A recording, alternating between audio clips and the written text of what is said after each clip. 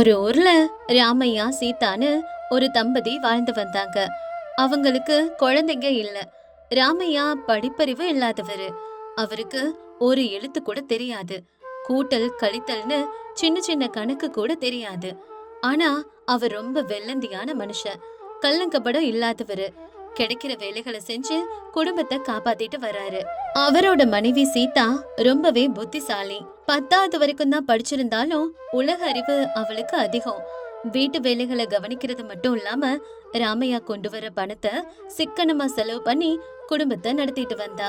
ஒரு நாள் சோர்வா வர ராமையா இப்படி சொல்றாரு. சீதா, சீதா, என்ன பண்ணிட்டு இருக்க? தாகமா இருக்கு, கொஞ்சம் தண்ணி எடுத்துட்டு வா. கொஞ்சம் சீக்கிரம் எடுத்துட்டு வாமா. கிச்சன்ல இருந்து வந்த சீதா தண்ணி சொம்பு கொடுத்துக்கிட்டே இப்படி கேக்குறா. இப்பதான் வந்தீங்களா? இன்னைக்கு வேலை எல்லாம் நல்லா நடந்ததா? எவ்வளவு களைப்பா இருக்கீங்க பாருங்க. முகமெல்லாம் பார்க்க வாடி போயிருக்கு. அதுக்கு ராமையா இப்படி சொல்றாரு. ஆமா சீதா, இன்னைக்கு சாம்பையா தோட்டத்துல வேலை கிடைச்சது. காலையில இருந்து சாயங்காலம் வரைக்கும் அந்த வெயில்ல மாடு மாதிரி உழைச்சேன். இடுப்பே ஒடிஞ்சு போச்சு சீதா. அப்படியா? சரி சரி, நான் சாப்பாடு எடுத்து வைக்கிறேன். நீங்க போய் கை கால் கழுவிட்டு வாங்க. அப்புறம் கூலி பணம் கொடுத்தாங்களா இல்ல நாளைக்கு தரேன்னு சொல்லிட்டாங்களா? கொடுத்துட்டாங்க சீதா. சாம்பையா ரொம்ப நல்ல மனுஷன். வேலை முடிஞ்சது கூப்பிட்டு காசு கொடுத்தாரு. இந்தா வாங்கிக்க, எண்ணி பாத்துக்க. பணம் கரெக்டா இருக்கான்னு உனக்கு தான் எல்லாம் தெரியும். அப்படி சொல்லிட்டு தான் பையில இருந்து கசங்கிய சில நோட்டுகளை கொடுக்கறாரு. என்னங்க, இதுல 200 ரூபாய் மட்டும்தான் இருக்கு. இன்னைக்கு கூலி 500 ரூபாய் தானே. காலையில போகும்போது சாம்பையா 500 ரூபாய் தரேன்னு தானே சொல்லி கூட்டிட்டு போனாரு. ஆமா சீதா, 500 ரூபாய் தான் சொன்னாரு. ஆனா சாயங்காலம் கணக்கு பாக்கும்போது ராமையா போன வாரம் நீ வாங்கின வட்டியும் கடனுக்கும் சேர்த்து 300 ரூபாய் கழிச்சுக்கிட்ட. மீதி 200 ரூபாய் இதோன்னு கொடுத்துட்டாரு. அவரு இந்த வட்டி கணக்கெல்லாம் காகிதத்துல கடகடன்னு எழுதி காமிச்சாரு. ஆனா எனக்கு ஒண்ணுமே புரியல சீதா. வேற என்ன பண்றதுன்னு தெரியாம நானும் அவர் கொடுத்தத வாங்கிட்டு வந்துட்டேன். என்னது? போன வாரம் நம்ம கடன் வாங்கினோமா? போன வாரம் உங்களுக்கு காய்ச்சல் வந்து 3 நாள் வேலைக்கே நீங்க போகலையே. நம்ம யார்கிட்டயும் கடன் வாங்கல. ஆமால, எனக்கு காய்ச்சல் வந்துருச்சு. அப்புறம் ஏன் அவர் கடன் எழுதி வச்சிருக்காரு? ஒருவேளை இதுக்கு முன்னாடி எப்பவாவது வாங்கியிருப்பனோ? எனக்கு தான் ஞாபகம் இல்ல சீதா. அவர் படிச்சவரு, கணக்கெல்லாம் புத்தகத்துல எழுதுறாரு. அவர் எப்படி பொய் சொல்லுவாரு? பொய் சொல்ல மாட்டாரு சீதா. எனக்கு என்னமோ அவர் சொல்றதெல்லாம் சரியா தான் இருக்கும்னு நினைக்கிறேன் சீதா. அட கடவுளே, அவர் எழுதுறது உண்மையா போயான்னு உங்களுக்கு எப்படி தெரியும்? உங்களுக்கு படிக்க தெரியாது, கணக்கு வராதுன்னு எல்லாரும் உங்களை ஏமாத்துறாங்க.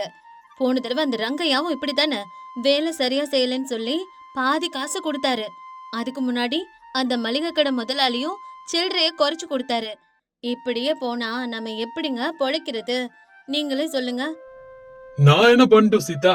எனக்கு அந்த எழுத்து எல்லாம் புரிய மாட்டேங்குது. அந்த கருப்பு கூட பார்த்தாலே எனக்கு தலை சுத்துது. அவங்க எது சொன்னாலும் அதான் உண்மைன்னு நினைச்சு தலையாட்டிட்டு வந்துடுறேன். நாம ஏழுங்க, அவங்கள எதிர்த்து கேட்டா இருக்கிற வேலையும் போயிடுமோன்னு பயமா இருக்கு. அதனாலதான் சீதா. இது பயம் இல்ல, இதுக்கு பேரு அறியாம. கஷ்டப்பட்டு வேலை செய்யறது நீங்க. உங்களுக்கு வர வேண்டிய காசை கேட்க பயந்தா எப்படி? தினமும் இப்படி பாதி கூலியோட வந்தா குடும்பம் நடத்த முடியுமா? மளிகை வாங்கணும், வாடகை கட்டணும், மருந்து செலவு இருக்கு. நீங்க இப்படி வெள்ளந்தியாவே இருந்தா சரிப்பட்டு வராது. எப்படிங்க குடும்பம் நடத்த முடியும்? என்ன செய்ய சொல்ற சீதா? நான் இந்த வயசுல பள்ளிக்கூடத்துக்கு போய் படிக்கவா முடியும்? எல்லாரும் என்ன பார்த்து சிரிப்பாங்க. அட என்னங்க நீங்க, சிரிச்சா சிரிக்கட்டும். ஏமாறத விடவும் கத்துக்கிறது தப்பு இல்ல. ஆனா இப்ப நான் உங்களை பள்ளிக்கூடத்துக்கெல்லாம் போக சொல்லல. உங்களுக்கு ஒரு யோசனை சொல்றேன். அது மூலமா உங்களுக்கு எழுத்து தெரியலனாலும் கணக்கு தெரியலனாலும் உங்களை யாரும் ஏமாத்த முடியாது. அது என்ன யோசனை சீதா? என்னால முடியுமா? சொல்லு. கண்டிப்பா முடியுங்க. நாளையில இருந்து நீங்க வேலைக்கு போறப்போ ஒரு சின்ன டைரியும் பேனாவும் பையில வச்சுட்டு போங்க. டைரியும் பேனாவுமா? அத வச்சு நான் என்ன பண்ணுவேன்? எனக்கு தான் எழுத படிக்க தெரியாதே. அங்கேதான் விஷயமே இருக்கு. நீங்க எழுத வேணாம், எழுதுற மாதிரி நடிச்சா போதும். இல்ல உங்களுக்கு புரியுற மாதிரி சில அடையாளங்களை வச்சுக்கிட்டா போதும். அது எப்படின்னு நான் உங்களுக்கு கத்து கொடுக்கறேன். அன்னைக்கு ராத்திரி சீதா ஒரு சின்ன டைரியையும் பேனாவையும் கொண்டு வர்றா. ராமையாவ பக்கத்துல உட்கார வச்சு பொறுமையா சில விஷயங்களை சொல்லி கொடுக்கறா. எங்க நீங்க நாளைக்கு யார்கிட்ட வேலைக்கு போறீங்க? அவர் பேரு? நாளைக்கு மில்லு முதலாளி மல்லையா இருக்காருல, அவர்கிட்டதான் வேலைக்கு போகணும். குடோன்ல இருக்க மூட்டையெல்லாம் சுமக்கணும். சரி, அந்த மல்லையா பேர்ல இருக்க முதல் எழுத்து மா. இதோ இப்படித்தான் இருக்கும். புத்தகத்துல பெருசா எழுதி காட்டுறா. இந்த எழுத்த மட்டும் ஞாபகம் வச்சுக்கோங்க. நாளைக்கு வேலைக்கு போனதும் அந்த மல்லையா முன்னாடி அவர் பேரு எழுதுற மாதிரி சின்னதா ஒரு கோடு மட்டும் போடுங்க. இப்படி கோடு போட்டா எனக்கு எழுத தெரியாதுன்னு அவருக்கு தெரிஞ்சிடாதா? அட பயப்படாதீங்க, தைரியமா இருங்க. ஐயா, இன்னையில இருந்து நான் எங்க வேலை செஞ்சாலும், எவ்வளவு கூலி பேசினாலும் இந்த டைரியில எழுதிக்கிறேன். என் வீட்டுக்காரி கணக்கு கேக்குறான்னு சொல்லுங்க. அப்புறம் அவர் முன்னாடி எவ்வளவு கூலி பேசுனீங்களோ, அந்த நம்பரை மட்டும் போடுங்க. உங்களுக்கு 500, 100, 50 இந்த நம்பர்லாம் எழுத தெரியும் தானே? ஆ, அது மட்டும் எனக்கு தெரியும். அதுவே போதும். நாளைக்கு வேலைக்கு போனதும், ஐயா இன்னைக்கு கூலி 600 ரூபாய் தானேன்னு சத்தமா கேட்டு, அவர் முன்னாடியே 600ன்னு எழுதுங்க. பக்கத்துல ஏதாவது ஒரு அடையாளம் போடுங்க. சாயங்காலம் காசு குடுக்கும்போது, அவரு குறைச்சு குடுத்தா, உடனே டைரி எடுத்து, ஐயா காலையில நம்ம 600ன்னு எழுதிக்கிட்டோமே, இங்க பாருங்கன்னு காட்டுங்க. சரியா? நான் சொல்றது உங்களுக்கு புரியுது தானே? சொல்லுங்க. என்ன சீதா, இப்படிலாம் கேட்டா அவர் கோவப்படுவாரே. நாம நேர்மையா வேலை செய்றோம், திருடல. நம்ம உரிமையை கேக்குறோம். தைரியமா இருங்க. கையில ஒரு டைரி இருந்தாலே மனுஷனுக்கு ஒரு மரியாதை வரும். எதிராளி ஏமாத்த பயப்படுவான். சரியா? பயப்படாதீங்க. தைரியமா பண்ணலாம். உங்களுக்கே நாளைக்கு ஒரு நம்பிக்கை வரும் பாருங்க. நான் சொல்றேன்ல. இவ்வளவு நேரம் சீதா சொன்னதெல்லாம் ராமையாவோட மனசுல ஆழமா பதிஞ்சிருச்சு. இதுக்கப்புறம் புத்திசாலியா இருக்கணும்னு முடிவெடுக்கிறாரு. அடுத்த நாள் காலையில டைரியும் பேனாவையும் எடுத்துக்கிட்டு மல்லையா கிட்ட போறாரு. என்ன ராமையா, வந்துட்டியா? இன்னைக்கு குடோன்ல இருக்கிற சரக்கெல்லாம் வண்டியில ஏத்தணும். வேலை அதிகமா இருக்கு. சாயங்காலம் வரைக்கும் நிக்காம நீ வேலை செய்யணும். சரியா? அப்படியே பண்ணிடலாங்க ஐயா. ஆனா கூலி எவ்வளவு ஐயா? தினமும் குடுக்கறதானப்பா. புதுசா என்ன கேக்குற? சரி விடு. வேலை அதிகமா இருக்கிறதால ஒரு 50 ரூபாய் அதிகமா தரேன். சீக்கிரம் போய் வேலையை ஆரம்பி. ராமையா அப்ப டைரி எடுத்துக்கிட்டு இப்படி சொல்றாரு. ஐயா, நீங்க தினமும் கூலியா குடுக்கறது 500 ரூபாய். இன்னைக்கு அதிகமா தரேன்னு சொன்னது 50 ரூபாய். அப்ப 550 ரெண்டையும் சேர்த்தா அத நான் அந்த டைரியில எழுதிக்கிறேங்க ஐயா. என்ன ராமையா, டைரியும் பேனாவும் வச்சிருக்க? உனக்கு எழுத தெரியுமா என்ன? சொல்லவே இல்ல. ஆ, அது கொஞ்சம் கொஞ்சம் தெரியும் ஐயா. கத்துட்டு இருக்கேன். என் மனைவி வீட்ல கணக்கு கேக்குறா. எங்க வேலை பாக்குற, எவ்வளவு கூலி தராங்கன்னு எல்லாத்தையும் எழுதிட்டு வான்னு சொல்லிட்டா. இல்லன்னா சோறு போட மாட்டேன்னு சொல்லிட்டா. அதான் இப்பெல்லாம் டைரியில எல்லாத்தையும் எழுதி வச்சுக்கிறேன். அதாங்க ஐயா, இன்னைக்கு கூலியும் எழுதி வச்சுக்கிறேன். அப்படி சொல்லிட்டு ராமையா டைரிய திறந்து ஏதோ எழுதுறாரு. மல்லையா தனக்குள்ளே இப்படி சொல்லிக்கிறாரு. இவனுக்கு படிப்பறிவில்ல நினைச்சா இவன் டைரியில எழுதி வச்சுக்கிறான். இவன் எழுதி வச்சுக்கிட்டா நான் எப்படி குறைச்சு கொடுக்க முடியும்? யாருக்காவது தெரிஞ்சா மானம் போயிடும். சரி சரி, எழுதுனது போதும், போய் வேலையை பாருப்பா. அதுக்கப்புறம் ராமையா உற்சாகமா வேலை செய்ய ஆரம்பிச்சாரு. அன்னைக்கு ரொம்ப கஷ்டப்பட்டு உழைக்கிறாரு. மாலை நேரம் வருது. கூலி கொடுக்கற நேரம். மல்லையா எல்லாருக்கும் பணம் கொடுத்துக்கிட்டு இருக்காரு. ராமையாவோட முறை வந்துச்சு. இந்தா ராமையா, 400 வச்சுக்க, இன்னைக்கு கூலி. ராமையா உடனே டைரி எடுத்து பார்த்துட்டு, அது எப்படிங்க ஐயா? காலையில நீங்க 550ன்னு சொன்னீங்களே, நான் இங்க எழுதி வச்சிருக்கேன் பாருங்க. மில்லு வேலை 550 ரூபான்னு எழுதி இருக்கேன். இப்ப 400 சொல்றீங்க? ஆ, அது வேலை கொஞ்சம் சீக்கிரமா முடிஞ்சிருச்சுல, அதான்ப்பா. என்னது, வேலை சீக்கிரம் முடிஞ்சதா? வண்டி நிறைய சரக்கு ஏத்திருக்கோமே, அதோட காலையில இப்படி சொல்லிட்டு இப்ப டைரியில எழுதி வச்சதுக்கு அப்புறம் மாத்தி சொன்னா எப்படிங்க ஐயா? இந்த டைரிய நான் என் மனைவி கிட்ட காட்டணும். நாளைக்கு 4 பேர்கிட்ட காமிக்கணும். சாம்பையா ரங்கையான்னு எல்லார்கிட்டயும் நான் இப்ப இப்படித்தான் எழுதிக்கிட்டு வரேன். உடனே மல்லையா பயந்து போய் இப்படி சொல்றாரு.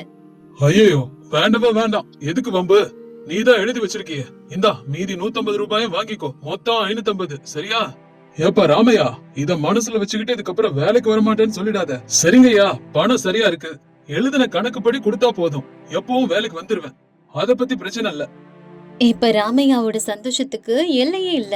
கையில ஒரு டைரி இருந்தா இவ்வளவு சக்தியா நினைச்சுக்கிறாரு. அன்னைக்கு சாயங்காலமே வீட்டுக்கு போய் மனைவி கையில மொத்தமா 550 ரூபாய் கொடுக்கறாரு. சீதா, இதோ இன்னைக்கு கூலி. 1 ரூபாய் கூட குறையாம மல்லையா கொடுத்துட்டாரு. நீ சொன்ன யோசனை அபாரமா வேலை செய்யுது சீதா. ரொம்ப சந்தோஷமா இருந்துச்சு. பாத்தீங்களா, நீங்க தைரியமா கேட்டதுனாலதான் அவர் கொடுத்தாரு. அந்த டைரிய பார்த்ததும் அவருக்கு பயம் வந்திருக்கும். நாம ஏமாளியா இருந்தா தான் அவங்க ஆட்டு விப்பாங்க. நாம புத்திசாலியா இருந்தா அவங்க அடங்கி போயிடுவாங்க. அதனால எப்பவுமே தைரியமா இருங்க. நீ சொல்றது உண்மைதான் சீதா. இன்னைக்கு அவர் முகத்தை பார்க்கணுமே. நான் டைரி எடுத்ததும் மிரண்டு போயிட்டாரு. உனக்கு எழுத படிக்க தெரியுமான்னு கேட்டாரு. நான் கத்துக்கிட்டு இருக்கேன்னு சொன்னேன். மனுஷன் ஆடி போயிட்டாரு. ரொம்ப நல்ல விஷயம். ஆனா எப்பவுமே இப்படியே நடிச்சிட்டு இருக்க முடியாது. என்னைக்காவது ஒரு நாள் அதுல என்ன இருக்கு படின்னு கேட்டா மாட்டிக்குவோம்.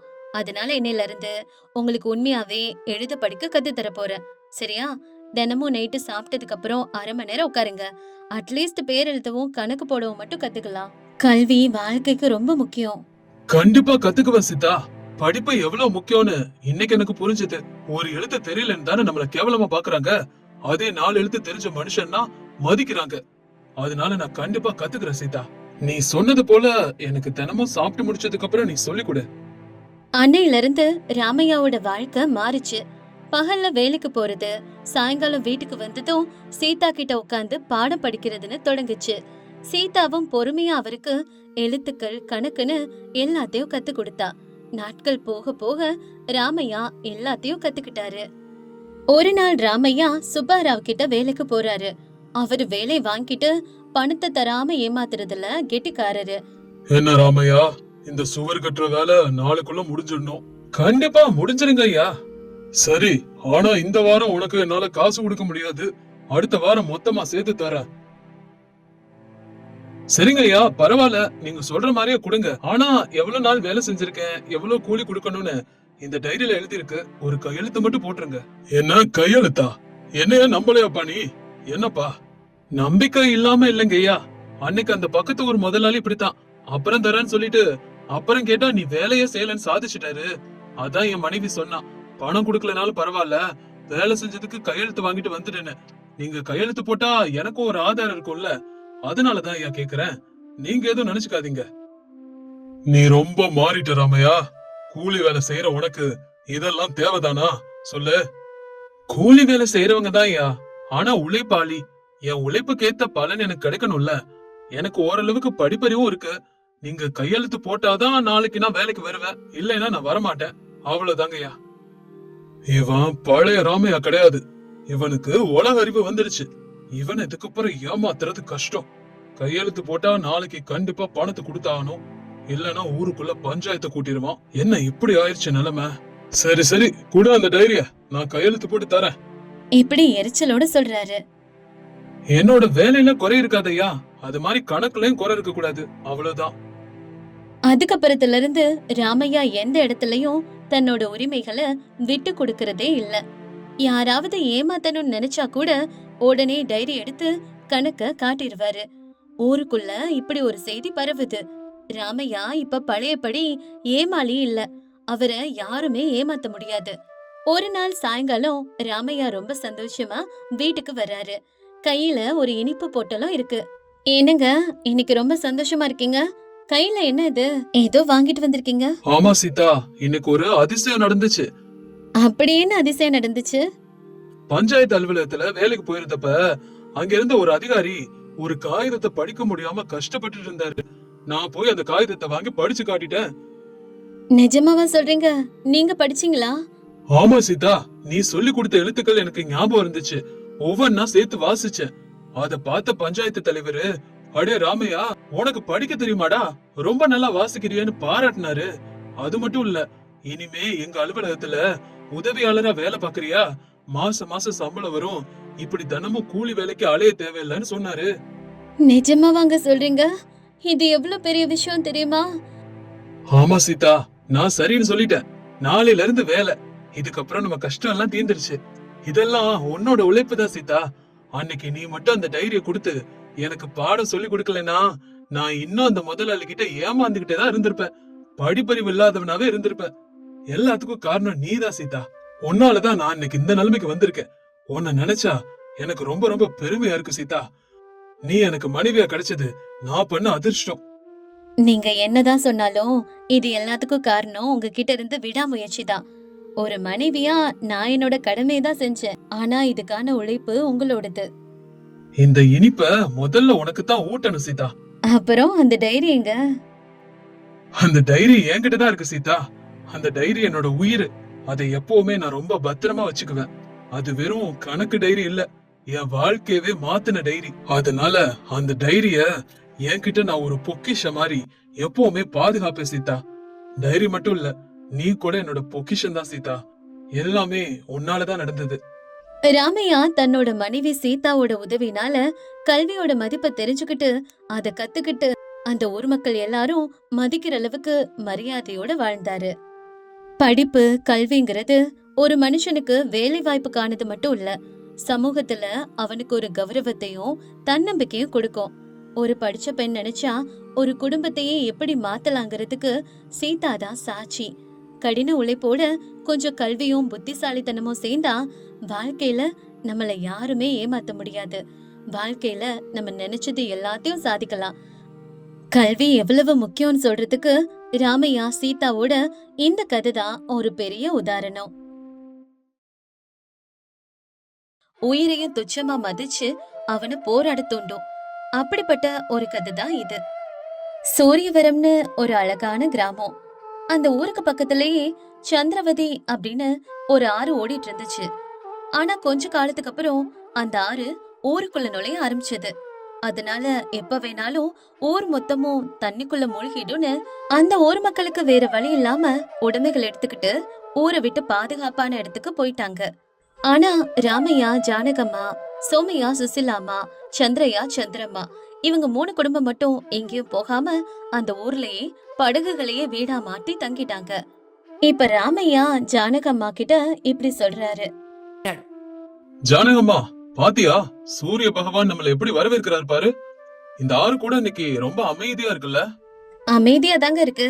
ஆனா இந்த தண்ணி சத்தத்துக்கு நடுவுல தூங்குறதுக்கு எனக்கு பழகவே ரொம்ப நாள் ஆச்சு. என்னதான் இருந்தாலும் நம்ம ஊரு நம்ம கண்ணு முன்னாடியே தண்ணிக்குள்ள மூழ்கி கிடக்கிறத பாக்கும்போது மனசுக்கு ரொம்பவே கஷ்டமா இருக்குங்க. எனக்கு புரியுது ஜானகம்மா. ஆனா இங்க இருந்து போய் அந்த பட்டணத்து மாடி வீடுகள்ல நம்மனால நிம்மதியா வாழ முடியாது. நம்ம முன்னோர்கள் வாழ்ந்த இந்த நிலம் இன்னைக்கு தண்ணி கடியில இருந்தாலும் அது நம்ம மண்ணு.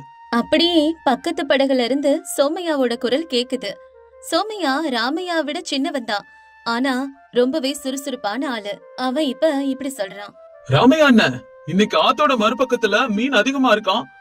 சந்திரையாவையும் கூப்பிடுங்கண்ணே, நம்ம போய் மீன் பிடிச்சிட்டு வந்துருவோம். ஓ அப்படியா? இதோ கூப்பிடுற சோமையா. சந்திரையா, ஏய் சந்திரையா, இன்னும் தூக்கமா?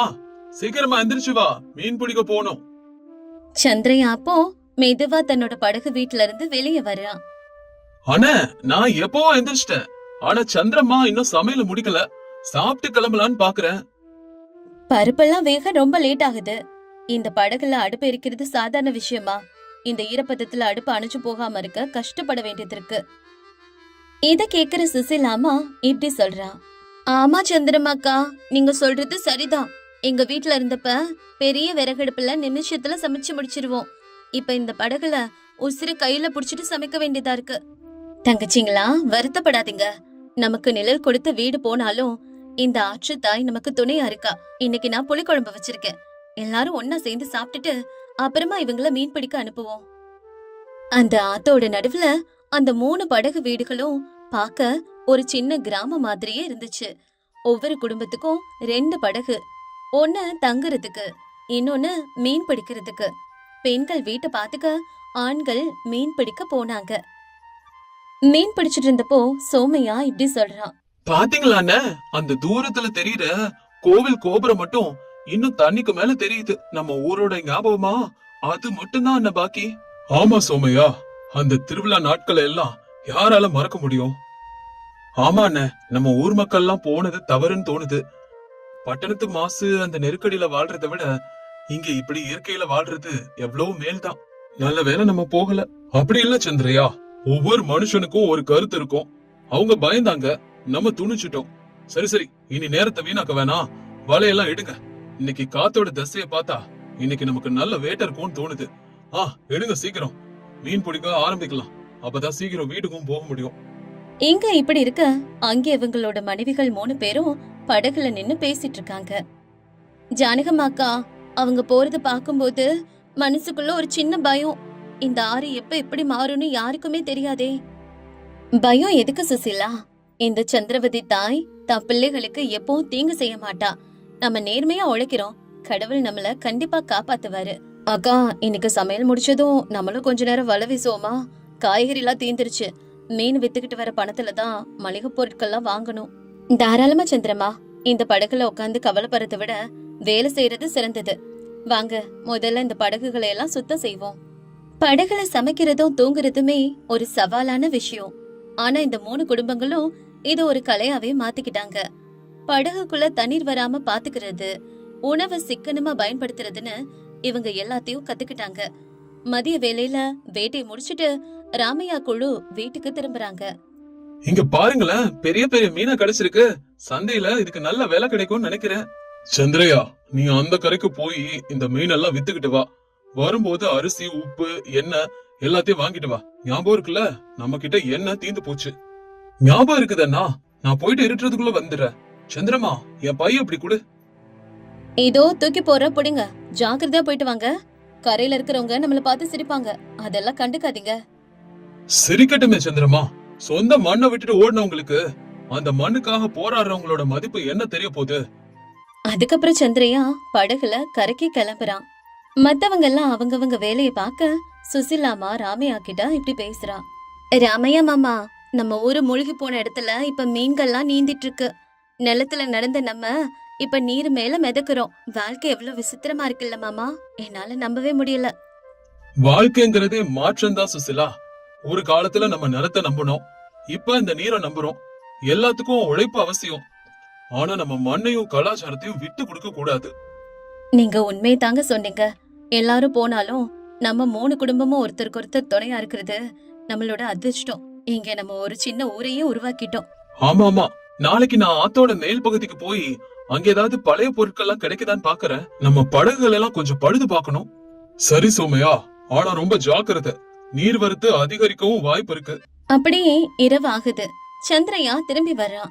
சந்தையில இருந்து மளிகை பொருட்களை வாங்கி வர்றான். அண்ணா, சந்தையில மக்கள் நம்மள பத்தி தான் பேசிக்கிறாங்க. சூரியவரம் பைத்தியக்காரங்கன்னு நம்மள சொல்றாங்க. இன்னும் நீங்க அங்கேயே இருக்கிறீங்களா? பட்டணத்துக்கு வந்துடலாமேன்னு கேக்குறாங்கண்ணா. அதுக்கு நீ என்ன சொன்ன? எங்களுக்கு இல்லாத கவலை உங்களுக்கு என்ன? சிரிச்சுக்கிட்டே சொல்லிட்டு வந்துட்டேன்னா. சரியா சொன்னப்பா. நம்மள பார்த்து பரிதாபப்படுறவங்களுக்கு நம்மளோட மகிழ்ச்சிய பத்தி புரியாது. இந்த படகுல உட்காந்து இப்படி ஒன்னா சாப்பிடுறது ஏதோ சுற்றுலாவுக்கு வந்தது மாதிரி இருக்கு. நம்மளோட ஒற்றுமை தான் நம்மளோட பலம். அக்கா, இன்னைக்கு சமையல் ரொம்ப நல்லா வந்திருக்கு. நாளைக்கு நம்ம எல்லாரும் சேர்ந்து ஆத்தங்கரையில இருக்கிற அந்த பழைய ஆலமரத்தடிக்கு போவோமா? அங்க கொஞ்சம் நிழல் இருக்கும். சரி சுசிலா, நாளைக்கு ஞாயிற்றுக்கிழமை தானே, கொஞ்ச நேரம் இயற்கையும் ரசிக்கலாம். கண்டிப்பா போலாம். அன்னைக்கு ராத்திரி ராமையாவும் ஜானகம்மாவும் படுத்துட்டு இருக்காங்க. அப்ப ராமையா வானத்தை பாத்துட்டு இருந்தாரு. ஜானகம்மா, தூங்கிட்டியா? இல்லங்க, என் மனசுல ஒரு யோசனை ஓடிட்டு இருக்கு. என்ன யோசனை? இல்ல, நம்ம இங்கே தங்கி இருக்கிறதுனால இந்த உலகத்துக்கு என்ன செய்திய சொல்றோம்னு யோசிக்கிறேன்.